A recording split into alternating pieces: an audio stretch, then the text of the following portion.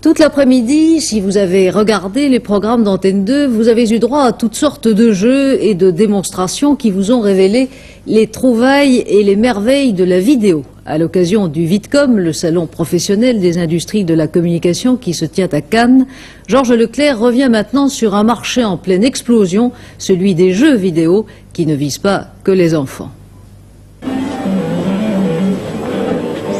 Ils sont arrivés en force dans les cafés et dans les lieux publics, ils ont détrôné les bons vieux billards, baby-foot et autres flippers. Ils, les voici, ce sont les jeux vidéo.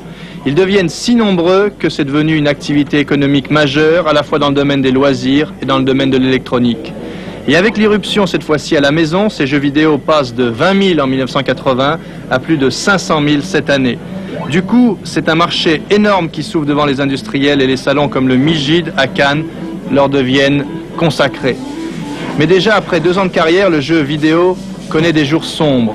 La fantastique croissance s'effondre, aux États-Unis par exemple. De très grosses compagnies comme Atari ou Mattel subissent des pertes financières énormes, se comptant en milliards de francs.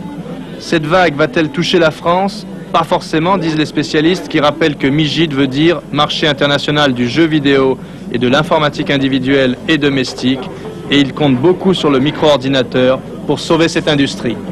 Chacun d'entre nous aura un micro-ordinateur chez lui avant la fin de la décennie. Pour s'initier à cette micro-informatique, le plus simple, à penser Atari depuis 1976, c'est d'apprendre la micro-informatique par le jeu. Et c'est ce que nous faisons. Les gens sont maintenant conscients qu'un micro-ordinateur n'est pas une bête méchante, mais simplement une machine très simple à utiliser. Et quoi de plus facile à utiliser qu'un jeu en s'amusant? Déjà, l'on voit beaucoup de constructeurs de consoles de jeux vidéo transformer leurs engins en véritables micro-ordinateurs. Et si cette tendance se confirme, dans quelques années, il n'y aura plus de simples jeux vidéo, mais que des micros.